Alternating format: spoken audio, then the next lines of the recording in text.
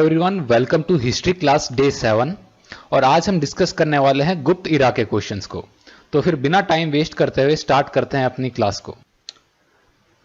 लेकिन इससे पहले कि अपने क्लास को स्टार्ट करें, मैं आपको कुछ इंफॉर्मेशन देना चाहता हूं। कल जैसे कि मैंने आपको बताया था शक इरा के बारे में, वो शक इरा क्योंकि मटेरियल प्रिपेयर हो चुका था, तो मटेरियल के अंदर तो यही दे रखा था कि शक इरा कनिष्क ने स्टार्ट किए, क्योंकि प्रीवियस ईयर क्वेश्चंस के अंदर आया हुआ है। लेकिन जब ये क्वेश्चन आया था तब तक ये माना जाता था कि शक इरा कनिष्क ने स्टार्ट किए। लेकिन आई गेस अराउंड 2012 या किसी ने डिस्कवरी की कि शक इरा अब चास्टान ने स्टार्ट की थी। चास्टान मैंने स्पेलिंग कल भी लिखी थी कि चास्टान का जो राज्याभिषेक यानी कोरोनेशन हुआ था 78 एडी के अंदर, तो उसको मार्क करते हैं अपने एज अ शक इरा। तो इस चीज को आप ध्यान रखिएगा चास्टान का, क्योंकि एंड के अंदर मैं गलती से फिर से कनिष्क बोल दिया था, क्योंकि मटेरियल के अंदर वो लिखा हुआ था, मेरे ध्यान में नहीं रहा। तो इस चीज को आप नोट कीजिए। सेकंड चीज, एक क्वेश्चन जो मैंने कल आपको नहीं कराया था वो था कि गोल्ड कॉइन्स किसने इशू किए थे इंडिया में। इसका ये रीजन था एक, क्योंकि गोल्ड कॉइन्स का ये कंट्रोवर्शियल चीज है गोल्ड कॉइन्स का, कि किस किसने किए। एक तो माना जाता है, कई कहते हैं कि कुशांस ने किए, कई मानते हैं कि ये स्टार्ट किया इंडो ग्रीक्स ने।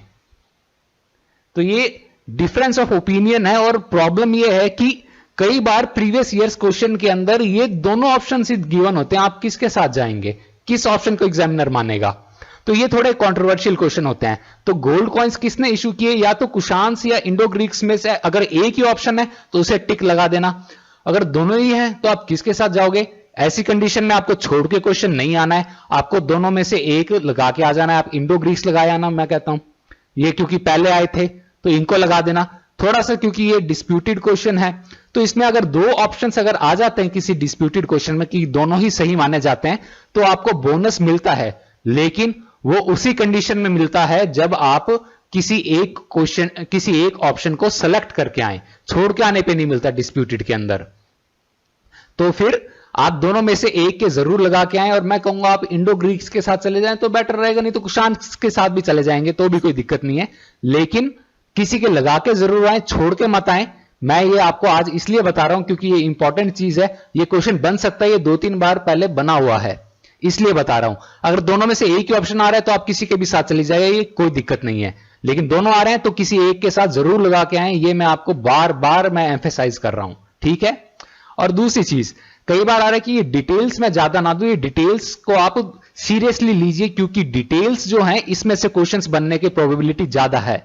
ये जरूरी नहीं है कि एग्जामिनर वही क्वेश्चंस बनाएगा जो मैं बना रहा हूं। तो डिटेल्स पे आप जरूर ध्यान दीजिए, क्योंकि डिटेल्स में से क्वेश्चंस जरूर बनेंगे आपके। ये डिटेल्स बहुत ही सिग्निफिकेंट है, जो क्वेश्चन हम नहीं सोच पाते हैं वो एग्जामिनर सोच लेता है, इसीलिए वो एग्जामिनर होता है। तो डिटेल्स पे जरूर गौर कीजिएगा, ठीक है। तो आइए अब स्टार्ट करते हैं हम आज की क्लास को।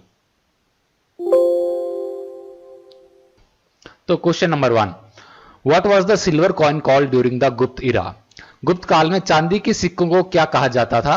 गुप्त काल में चांदी के सिक्कों को कहा जाता था रुपयक, यानी कि ऑप्शन सी। टंका जो आपका होता था ये सिल्वर कॉइन होता था दिल्ली सल्तनत के टाइम का। Which inscription refers to Chandragupta second's conquest of the world. कौन सा अभिलेख चंद्रगुप्त द्वितीय के विश्व विजय को संदर्भित करता है। तो यह आपका है उदयगिरी केव इंस्क्रिप्शंस, उदयगिरी की गुफा अभिलेख। तो ये उदयगिरी की जो गुफा अभिलेख है, इसमें 20 रॉक कट ये केव्स हैं। ये विदिशा मध्य प्रदेश के पास में, ये 5th सेंचुरी सीई के अंदर ये बनी थी। और इसके अंदर सबसे पुरानी अपने हिंदू धर्म के मंदिर और उनकी प्रतिमाएं मिल जाएंगी। और यही एक इकलौती साइट है जिसको कि हम किसी गुप्त रूलर से डायरेक्टली हम इसको एसोसिएट कर सकते हैं through its inscriptions. Who conquered western Malwa and Gujarat from Shaka Kshatrapas Rudra Singh third. Kshatrapas Rudra Singh तृतीय को पराजित करके किसने पश्चिमी मालवा और गुजरात पर विजय प्राप्त की थी। तो इसका करेक्ट आंसर आपका है चंद्रगुप्त सेकंड। इस कॉन्क्वेस्ट के बाद क्या हुआ था कि चंद्रगुप्त सेकंड को वेस्टर्न कोस्ट का कंट्रोल मिल गया था। और ये कोस्ट बहुत ही इंपॉर्टेंट था ट्रेड एंड कॉमर्स के व्यू से। तो इस वजह से ये इसके प्रॉस्पर काफी हो गया था मालवा, और इसकी चीफ सिटी उज्जैन, इसके काफी प्रॉस्पेरिटी हुई थी। तो ये बहुत ही सिग्निफिकेंट चीज रही थी चंद्रगुप्त सेकंड के लिए। Who was the first Gupta king to issue silver coins? चांदी के सिक्के जारी करने वाला पहला गुप्त शासक कौन था? और वो था आपका चंद्रगुप्त द्वितीय, चंद्रगुप्त सेकंड। और अभी थोड़ी देर पहले हमने डिस्कस किया है वो क्या कहलाते थे, वो कहलाते हैं रुपयक।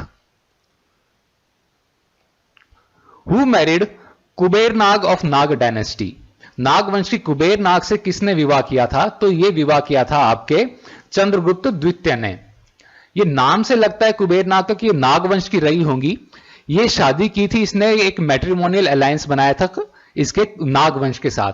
ये नाग डायनेस्टी एक काफी पावरफुल डायनेस्टी थी सेंट्रल इंडिया की, लेकिन समुद्रगुप्त ने इनको बुरी तरह से धराशायी कर दिया था। During which period did the first reported incident of sati happen? Sati की पहली दर्ज घटना किस काल में घटित हुई थी? तो यह घटित हुई थी आपके गुप्त काल के अंदर। इस काल के अंदर ये क्या हुआ था कि ये आपका ईरान इंस्क्रिप्शन है मध्य प्रदेश का सागर जिले के अंदर। वहां पे बताते हैं कि गोपराज जो कि भानुगुप्त का कमांडर था, भानुगुप्त एक गुप्त राजा था, he is a lesser known king, गुप्त किंग। तो उसकी वाइफ ने सती कर दी थी आफ्टर गोपराज डाइड। गोपराज की मृत्यु के पश्चात उसकी पत्नी ने अपने आप को सती कर लिया था। तो यह पहला रिकॉर्डेड इंसिडेंट है जो कि गुप्त इरा से ही मिलता है आपको। Which of the following was not one of the taxes levied by the Gupts? निम्न में से कौन सा उन करों में शामिल नहीं है जिन्हें गुप्त शासकों के द्वारा लगाया गया था? तो वो है आपका ऑप्शन नंबर डी, आहार। बाकी ये 3 के कर ये गुप्त शासकों ने लगाए थे। ये कौन कौन से कर थे अपने जान लेते हैं। भाग जो था ये इसमें जो कृषि करते थे उसमें से जो इनकी फसल होती थी, उस उत्पाद होता था, उसको थोड़ा सा हिस्सा राजा को देना होता था, उसको कहते थे भाग। और बलि क्या होती थी? ये एडिशनल टैक्स लगाया हुआ था और बहुत ही ये दमनकारी ऑपरेसिव टैक्स था जो कि गुप्त काल में लगा था। गुप्त काल में ये आम लोगों पे टैक्सेस बढ़ गए थे और ट्रेडरों पे टैक्सेस कम हुए थे। और ये भोग था, ये टाइम टू टाइम राजा को थोड़े फल और या कोई ये लकड़ियां वगैरह आपको देनी पड़ती थी, वो भोग कहलाता था। चौथे तरीके का एक और टैक्स होता था जो कि कहलाता था उपारिका। ये उपारिक टैक्स होता था जो सभी जो पात्र थे इनके गुप्त काल के साम्राज्य के, उनके ऊपर ये एक्स्ट्रा टैक्स लगाया गया था। और आहार जो ये चौथा ऑप्शन था, ये किसी भी तरह का टैक्स नहीं था। ये जो सातवाहन वंश था उसके अंदर जो प्रोविंसेस होती थी उसको हम कहते थे आहार। Who among the following married Licchavi princess Kumar Devi? Licchavi राजकुमारी कुमार देवी से निम्न में से किसने विवाह किया था? तो वो आपका था चंद्रगुप्त फर्स्ट। इसने लिच्छवी राजकुमारी कुमार देवी से शादी की और इस प्रकार के कुमार देवी चंद्रगुप्त प्रकार के इसने स्वर्ण मुद्राएं भी जारी की थी। तो अगर आपको सवाल आए कि चंद्रगुप्त मौर्य ने किस प्रकार की स्वर्ण मुद्राएं जारी की, तो ये थी कुमार देवी प्रकार की स्वर्ण मुद्राएं। तो ये भी आप याद रखिएगा। Who succeeded Samudragupta? समुद्रगुप्त का उत्तराधिकारी कौन बना था? तो समुद्रगुप्त का उत्तराधिकारी बना था रामगुप्त। ये याद रखिएगा, रामगुप्त। तो ये विशाख दत्त की बुक देवी चंद्रगुप्तम के अकॉर्डिंग रामगुप्त बना था उत्तराधिकारी समुद्रगुप्त का समुद्रगुप्त की मृत्यु के पश्चात। लेकिन ये खुद अपने आप में एक बहुत बड़ा कायर था। तो इसने अपनी रानी ध्रुव देवी को सरेंडर कर दिया। एक शाक कोई राजा आया, उसने इन्वेड किया तो उससे डर के। लेकिन इसका छोटा भाई था जो चंद्रगुप्त सेकंड, यहां पे चंद्रगुप्त लिखा है, इसको चंद्रगुप्त सेकंड कर लीजिए, चंद्रगुप्त सेकंड। इसका जो छोटा भाई था वो गया वहां पे उसके शाका इन्वेडर के कैंप में, उसने उस राजा को मारा। फिर वापस आके इसने इसको रामगुप्त को भी मारा। ध्रुव देवी को इसने आजाद करा लिया था, फिर रामगुप्त को मार के इस खुद गद्दी पे बैठा और ध्रुव देवी के साथ इसने विवाह कर लिया। Which of the following rulers repulsed the ferocious Huns twice? निम्न में से किस शासक ने क्रूर हुणों को 2 बार खदेड़ा था? तो इसका करेक्ट आंसर आपका है स्कंदगुप्त। स्कंदगुप्त कुमारगुप्त का पुत्र था, यह बात आप ध्यान रखिएगा। तो ये हंस जो थे ये सेंट्रल एशिया से आते थे और बहुत ही ये खतरनाक ट्राइब थी। खाइबर पास से आते थे और 5th और 6th सेंचुरी के अंदर ये बार बार इन्होंने अटैक किया। गुप्त जो किंगडम था, इन्हीं की वजह से इस किंगडम का डाउनफॉल हुआ, क्योंकि स्कंदगुप्त की डेथ के बाद थोड़े वीक किंग्स आए जो इनके अटैक्स को रोक नहीं सके। इस वजह से इनकी इकोनॉमी ड्विंडल कर गई और ये इनका अल्टीमेटली डाउनफॉल हो गया गुप्त रूलर्स का। Who among the Gupta rulers reconstructed the Sudarshan lake? निम्न में से किस गुप्त शासक ने सुदर्शन झील का पुनर्निर्माण करवाया था? अब ध्यान रखिए, मैं यहां पे बात कर रहा हूं रिकंस्ट्रक्शन यानी कि पुनर्निर्माण का। कंस्ट्रक्शन किसने करवाया था? चंद्रगुप्त मौर्य ने। रिकंस्ट्रक्शन किसने कराया? रिकंस्ट्रक्शन करवाया था आपका स्कंदगुप्त ने। स्कंदगुप्त ने सुदर्शन लेक कराया। सुदर्शन लेक कहां पे है? ये एक गिरनार हिल सौराष्ट्र के अंदर है, उसके बीच के अंदर पड़ती है, और चक्रपालित ने इसकी मरम्मत कराई थी स्कंदगुप्त के कहने पे। Who was the first Gupta king to adopt the title of Maharajadhiraj? Maharajadhiraj की उपाधि ग्रहण करने वाला सबसे पहला गुप्त शासक कौन था? तो वो था आपका चंद्रगुप्त प्रथम। Virasena was commander in chief of which of the following Gupta rulers? Virasena निम्न में से किस गुप्त शासक का प्रधान सेनापति था? तो वो प्रधान सेनापति था आपके समुद्रगुप्त का। समुद्रगुप्त का एक कमांडर इन चीफ रहा था आपके सदर्न कैंपेन, जो इस दक्षिण की तरफ जो इसके कैंपेन थे उसके अंदर। During whose reign did Meghavarman the ruler of Sri Lanka send missionary for permission to build a Buddhist temple at Gaya? Sri Lanka का शासक था मेघवर्मन, उसने किसके शासनकाल के अंदर ये बौद्ध धर्म प्रचारक भेजे इस बात की अनुमति लेने के लिए कि गया में एक बौद्ध मंदिर बनाया जा सके? तो वो आपका आंसर है D, Samudragupta.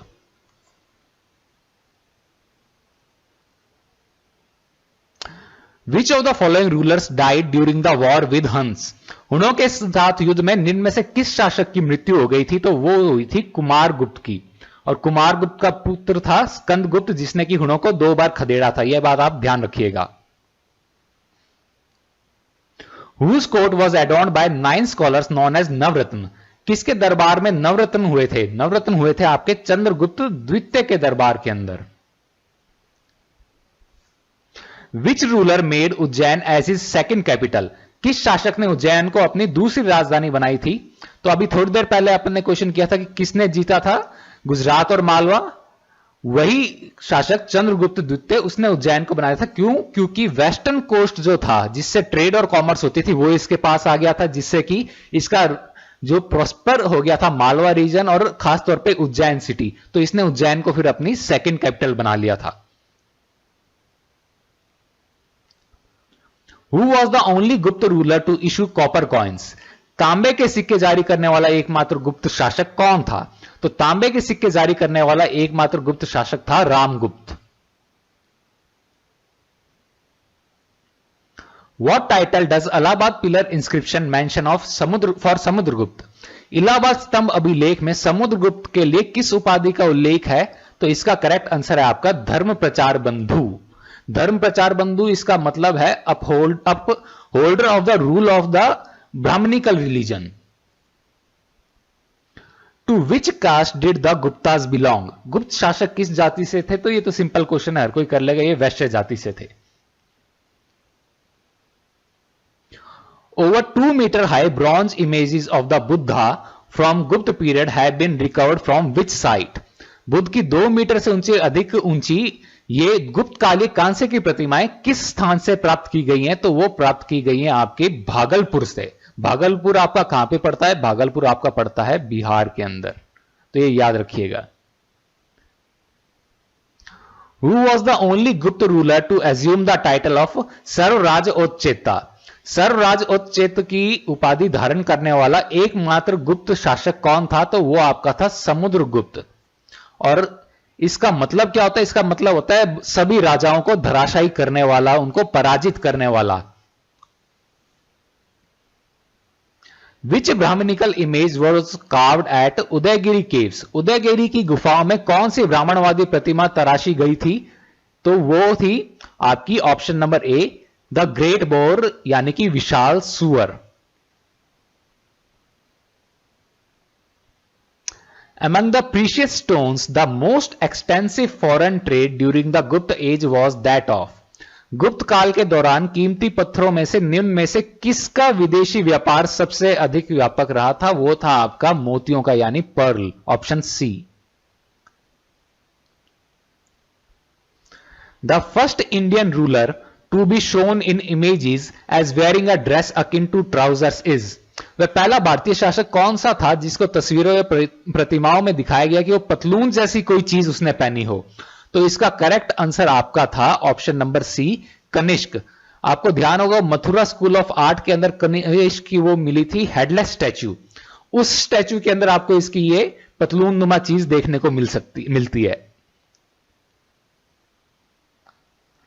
The iron pillar near Qutub Minar draws attention of scientists due to it's.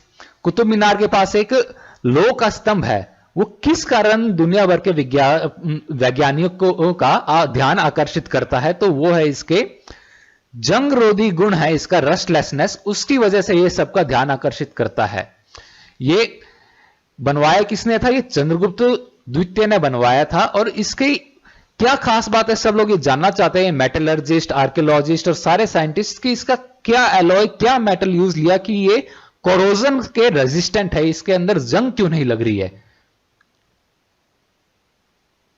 Which one among the following was not an attribute of Samudragupta as described in Prayag prashasti? Prayag prashasti की व्याख्या के अनुसार निम्न में से कौन सा समुद्रगुप्त का एक गुण नहीं था? पहला, शार्प एंड पॉलिश्ड इंटेलेक्ट, तीव्र एवं चौरस बुद्धि। दूसरा, एकम्प्लिश्ड स्कल्प्टर, निपुण मूर्तिकार। तीसरा, फाइन म्यूजिकल परफॉर्मेंसेस, कुशल संगीत प्रदर्शन। चौथा, political talent of a genius, एक विशिष्ट काव्य प्रतिभा, poetical, sorry not political, poetical talent of a genius, एक विशिष्ट काव्य प्रतिभा। तो इसका करेक्ट आंसर है आपका ऑप्शन नंबर बी, निपुण मूर्तिकार। ये एक इसका गुण इसमें नहीं बताया गया था। और ये प्रयाग प्रशास्ति क्या है? ये और कुछ नहीं, आपका इलाहाबाद पिलर इंस्क्रिप्शन जो है ना, इंस्क्रिप्शन, यही आपका प्रयाग प्रशास्ति है। The Gupta coins contained portrait of a king on one side. What used to be on the other side? तो गुप्त काल में सिक्कों पे एक तरफ तो राजा की छवि होती थी, दूसरी तरफ किस चीज की छवि होती थी? पहला कि रानी की, दूसरा राजकुमार यानी कि युवराज की, तीसरा कोई किसी देवता की छवि या कोई चित्र बना होता था, या चौथा इनमें से कोई सा भी नहीं। तो इसका करेक्ट आंसर है ऑप्शन नंबर, अरे सी कर लीजिए, बी नहीं, option number C, image of a deity और अ मोटिफ। यहां पे भी 2 बार बी प्रिंट हो गया। Who was minister of justice under the गुप्त पीरियड? गुप्त पीरियड के अंडर मतलब मिनिस्टर ऑफ जस्टिस, उसको क्या बोला जाता था? न्याय मंत्री को। तो न्याय मंत्री को कहा जाता था महादंड नायक, ऑप्शन बी। गुप्त इरा के अंदर पहली बार आपको देखने को मिलेगा सिविल और क्रिमिनल लॉज क्लियरली डिफाइन और डिमार्केट हुए थे, अलग अलग हुए थे सिविल और क्रिमिनल लॉज। तो लॉज के अंदर इसके यहां पे काफी सिग्निफिकेंट डेवलपमेंट देखने को मिली थी गुप्त इरा के अंदर। और ये महाअश्वपति क्या था? ये जो कैवेलरी घुड़सेना होती है उसका ये चीफ होता था। दंडपाशी का ये चीफ ऑफिसर पुलिस डिपार्टमेंट का होता था। और कुमार होता था ये आपका जो नेक्स्ट क्राउन प्रिंस यानी कि राजकुमार जो होता था उसको कुमार कहते थे। Which of the following Gupta emperors is depicted playing veena in one of his coins? तो वीणा का वादन करते हुए किस गुप्त शासक को दर्शाया गया है? तो वीणा का वादन करते हुए आपको दर्शाया गया है ऑप्शन नंबर सी, समुद्रगुप्त को। तो ये आपको वो इलाहाबाद पिलर इंस्क्रिप्शन के अंदर वो बताया भी था इसका कौन से गुणों के अंदर। तो ये ऐसा था, ये पोएटिकल और म्यूजिकल इसके सेंस थी, तो इसलिए इसका वीणा का भी इसको दर्शाया गया है।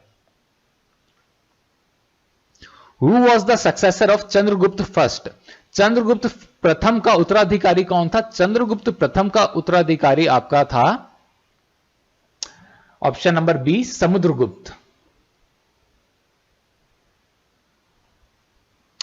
Which title was assumed by Skandagupta after repulsing the Huns?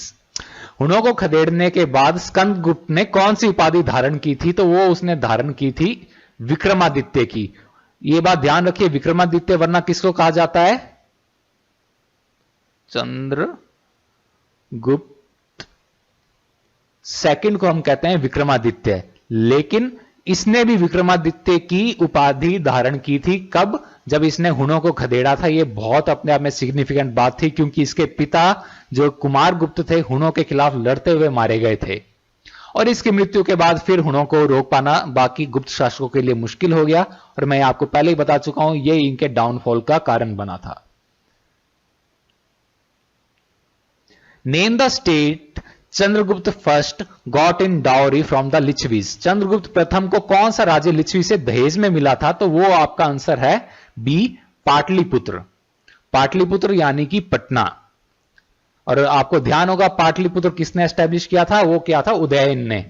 Udayan किसका बेटा था, वो बेटा था अजातशत्रु का। अजातशत्रु किसका बेटा था, वो था बिंबिसार का, और बिंबिसार हर्यंक डायनेस्टी का फाउंडर था। ये चीज आपको ध्यान होगी, मैंने आपको बताया भी था। ठीक है, तो अब देखते हैं इसको। तो चंद्रगुप्त फर्स्ट ने कुमार देवी से शादी की, ये लिच्छवी चीफ की बेटी थी। ये एक टर्निंग पॉइंट साबित हुआ इस चंद्रगुप्त प्रथम की जिंदगी में, क्योंकि इसको जो पाटलिपुत्र मिला दहेज के अंदर, इसी से इसने अपने जो एम्पायर था उसकी फाउंडेशन रखी, और आसपास की जो टेरिटरीज, जो स्टेट्स थी, उसको कॉन्कर करना स्टार्ट किया लिच्छवीज की मदद से। इसने मगध, प्रयाग और साकेत के ऊपर इसने फिर राज किया। ड्यूरिंग द गुप्त period gold coins were called by which names? गुप्त काल में सोने के सिक्कों को किस नाम से बुलाया जाता था? तो रूपक तो मैं आपको पहले ही बता चुका हूं, ये चांदी के सिक्के होते थे। टंका भी चांदी के सिक्के दिल्ली सल्तनत में होते थे, ये आपका है दिनार होते थे। सॉरी, दिनार जो होते थे ये आपके सोने के सिक्के होते थे। और सोने के सिक्के इतने बहुतायत में पाए गए गुप्त काल में कि इसको स्कॉलर्स कहते हैं कि सोने की बरसात जैसे हुई हो, उसमें rain of gold. Who composed Allahabad pillar inscription? Allahabad स्तंभ अभिलेख की रचना किसने की थी? अलाहाबाद स्तंभ अभिलेख की रचना की थी हरिसेन ने। अलाहाबाद पिलर इंस्क्रिप्शन को अपने, जैसे मैंने अभी बताया था, प्रशास्त प्रशास्ति कहा जाता था, सॉरी प्रयाग प्रशास्ति कहा जाता था। और यह बहुत ही इंपॉर्टेंट एपिग्राफिक एविडेंस है गुप्त पीरियड का, और इसको हरिसेन ने बनाया था। पंच सिद्धांतम ऑफ वर्महीर डील्स विद? वर्महीर के पंच सिद्धांतम का संबंध किससे है? तो वो है आपका एस्ट्रोनॉमी यानी कि खगोल विज्ञान से। The famous poet Kalidasa lived in the court of? प्रसिद्ध कवि कालिदास किसके दरबार में रहा करते थे? तो वो रहा करते थे आपके चंद्रगुप्त द्वितीय के, इनके 9 रत्नों में से एक थे। आपको ध्यान होगा 1-2 क्लासेस पहले मैंने आपको बताया था कालिदास का पहला प्ले कौन सा था, वो था मालविका अग्निमित्र, जिसका कि नायक था अग्निमित्र। ये चीज भी आपको याद होनी चाहिए। कालिदास जैसे मैंने बताया 9 रत्नों में से एक था, और ये चंद्रगुप्त द्वितीय के दरबार में हुए थे। ठीक है, अगले क्वेश्चन पे बढ़ते हैं हम। इन द गुप्त period the largest number of coins were issued in? गुप्त काल में सबसे अधिक संख्या में सिक्के जारी किए गए थे। अभी मैंने थोड़ी देर पहले बताया था, जैसा लगता है जैसे सोने की वर्षा हुई हो, रेन ऑफ गोल्ड। तो ये आंसर हो गया ऑप्शन नंबर ए, गोल्ड। तो सबसे ये मिंट कर दिए जाते थे सोने के अंदर, और इसके अंदर क्या होता था कि डेपिक्ट किए जाते, ये भी भारतीय जो भी देवी देवता थे और किंवदंतियां थी, उनको ब्रह्मी लिपि के अंदर बताया, लिखा जाता था। और कई सारे जो इंपॉर्टेंट इवेंट्स है उसको भी लिखा जाता है, जैसे कोई अश्वमेध यज्ञ हो गया या कोई मेजर इनके कोई अकम्प्लिशमेंट हो गए, उसको भी इन सिक्कों पे चिन्हित किया जाता था। द गुप्त इरा वॉज फाउंडेड बाय? गुप्त काल की स्थापना किसके द्वारा की गई थी? तो गुप्त काल की स्थापना की गई थी चंद्रगुप्त प्रथम के द्वारा। देखिए गुप्त जो था रूल, उसके फाउंडर कौन थे? वो थे आपके श्रीगुप्त। ठीक है, ये चीज है श्रीगुप्त, लेकिन गुप्त काल की स्थापना किसने की थी? वो थी चंद्रगुप्त प्रथम। तो ये डिफरेंस आप याद रखिएगा कि गुप्त डायनेस्टी फाउंड की थी श्रीगुप्त ने, गुप्त इरा फाउंड की थी चंद्रगुप्त फर्स्ट ने। गुप्त इरा आपकी स्टार्ट कब से होती थी? ये हुई थी आपकी 26 फरवरी 320 एडी से, और यह माना जाता है इसी टाइम पे तभी इसका चंद्रगुप्त प्रथम का राज्याभिषेक हुआ था। चंद्रगुप्त प्रथम ये बहुत ही महान राजा माना जाता है इसका गुप्त काल का, और इसने अपना कई सारे पावरफुल फैमिलीज थी उनके साथ इसने अलायंसेस बनाए थे। ये गंगा जो क्षेत्र है, गैंजेस रीजन, इसके अंदर। A great astronomer and mathematician during the गुप्त period was? गुप्त काल में एक महान खगोल वैज्ञानिक तथा गणितज्ञ कौन से थे? वो थे आपके आर्यभट्ट।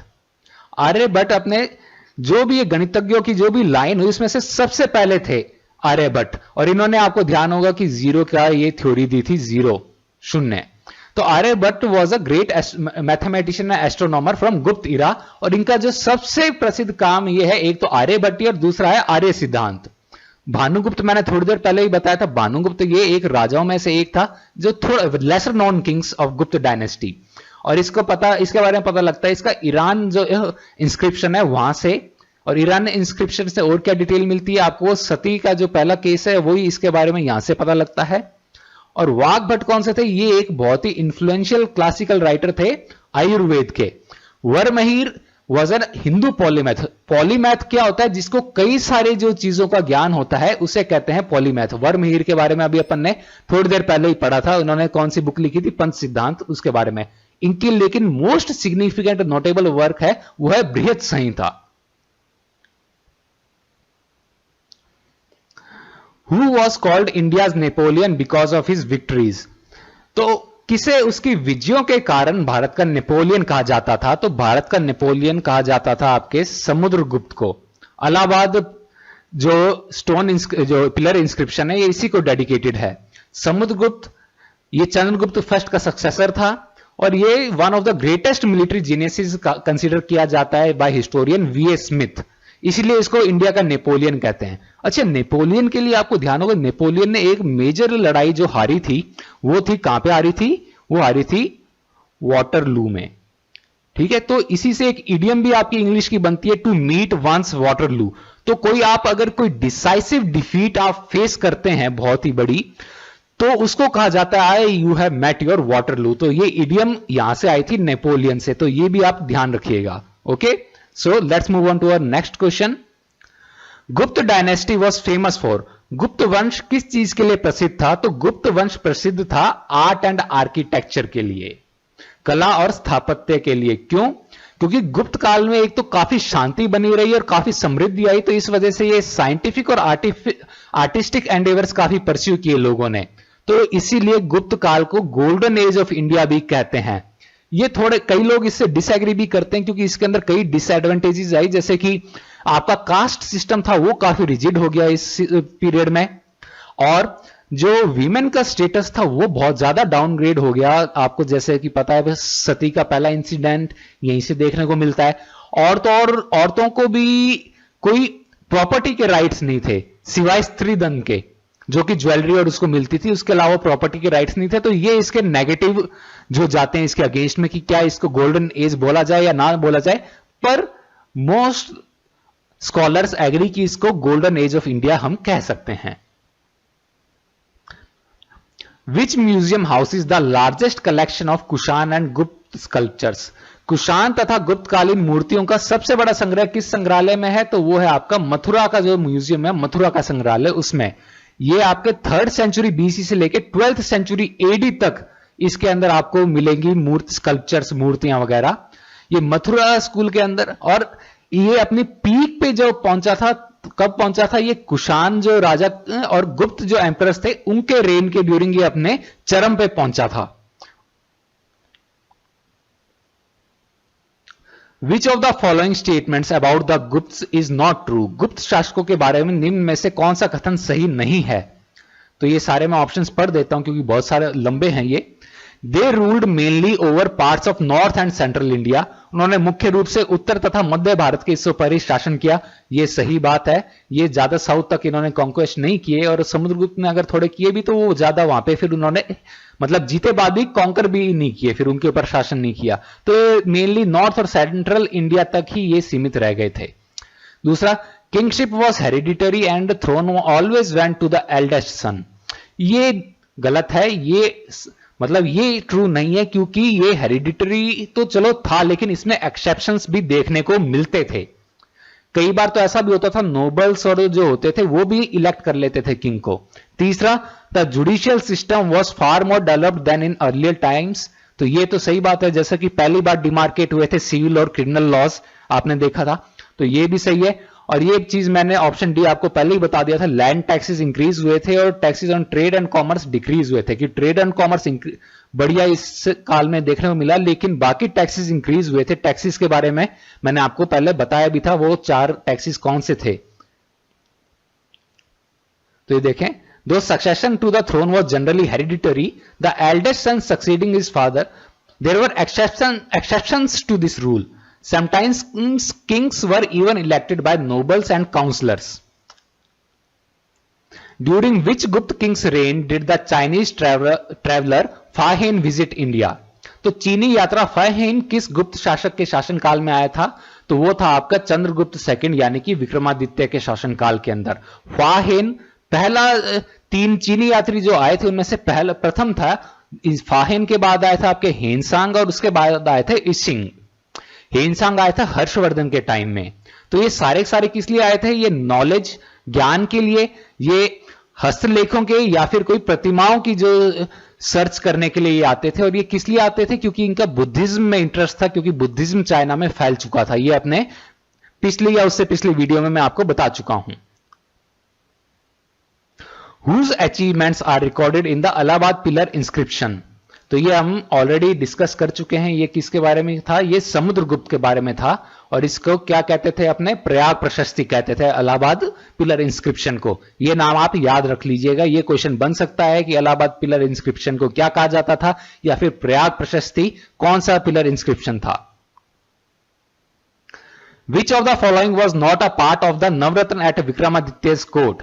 निम्न में से कौन विक्रमादित्य के दरबार में नवरत्नों में से शामिल नहीं था? तो वो आपका आंसर है आपका सूरदास। सूरदास आपके 16th सेंचुरी के अंदर हुए थे। 16th सेंचुरी एडी के अंदर आपके हुए थे सूरदास। और सूरदास ये आपको पता है हिंदू डिवोशनल पोएट और सिंगर थे। ये ब्लाइंड थे और भगवान कृष्ण के ये भक्त थे। इन्होंने सूर सागर लिखी थी ऐसा कहा जाता है, लेकिन ये कई लोग मानते हैं कि बाद के जो कई सारे पोइट्स उन्होंने सूरदास के नाम से कविताएं लिखी थी। Which of the following literary works belongs to the classical Sanskrit literature? निम्न में से किस साहित्यिक कृति का संबंध शास्त्रीय संस्कृत साहित्य से है? तो यह है आपका मेघदूतम। मेघदूतम किसने लिखी थी? कालिदास। कालिदास आपको पता है नवरत्नों में से एक थे, चंद्रगुप्त द्वितीय के। कालिदास ने और भी बुक लिखी थी। वो कौन सी लिखी थी? अभिज्ञान, शकुंतलम और कुमार संभवम। तो ये बुक्स और इनकी ध्यान रखिएगा कालिदास की। और कालिदास का पहला प्ले मैं आपको ऑलरेडी बता चुका हूं 2 बार। Nalanda university was a great centre of learning specially in. Nalanda विश्वविद्यालय शिक्षा का एक प्रसिद्ध केंद्र था, विशेष रूप से किसका? तो वो था आपका बौद्ध धर्म का। नालंदा एक बहुत ही हायर एजुकेशन का बहुत ही माना हुआ सेंटर था, यूनिवर्सिटी थी, और one of the oldest universities में से एक थी। नालंदा को किसने फाउंड किया था, एस्टेब्लिश किया था? ये आपको किया था कुमारगुप्त ने। और इसको क्या 1197 के अंदर ये बख्तियार खिलजी ने इसको तबाह कर दिया था। इसके ऊपर अटैक्स पहले भी हुए थे, लेकिन ये क्योंकि यूनिवर्सिटी उस टाइम तक डेक्लाइन पे आने लग गई थी, तो बख्तियार खिलजी के अटैक के बाद ये पूरी तरह से फिर खत्म हो गई थी नालंदा यूनिवर्सिटी। तो फिर किसने इसको बनाया था? इसको बनवाया था कुमारगुप्ता फर्स्ट ने। What inspired the paintings of Ajanta? Ajanta के चित्र किससे प्रेरित हैं? तो वो आपके प्रेरित हैं कंपैशनेट बुद्धा, दयालु बुद्ध से। अजंता की गुफाएं औरंगाबाद के अंदर है, महाराष्ट्र के अंदर। इसके अंदर 30 रॉक कट जो मॉन्यूमेंट्स है, जो कि 2nd सेंचुरी बीसी से 600 सीई तक आपके बनाए गए थे। केव्स के अंदर पेंटिंग्स मिलती हैं बुद्धिस्ट रिलीजन से रिलेटेड। तो फिर ये मैंने शायद आपको कल भी बताया था कि नहीं, कि ये बुद्धा रिलेटेड आपको वहां पे मिलती है। जातक कथाएं वगैरह और इनसे रिलेटेड किंवदंतियां वहां पे आपको अजंता की गुफाओं में मिलेंगी। ठीक है, तो आज की क्लास में इतना ही था। आई होप आपको मजा आया होगा। तो मिलते हैं कल नेक्स्ट क्लास के अंदर। कल हम डिस्कस करेंगे ये हर्ष पीरियड, और ये शायद उसके साथ ही मैं आपका कवर कर लूंगा आपका जो संगम पीरियड है, इसको भी। ठीक है, तो कल मिलते हैं। Thank you.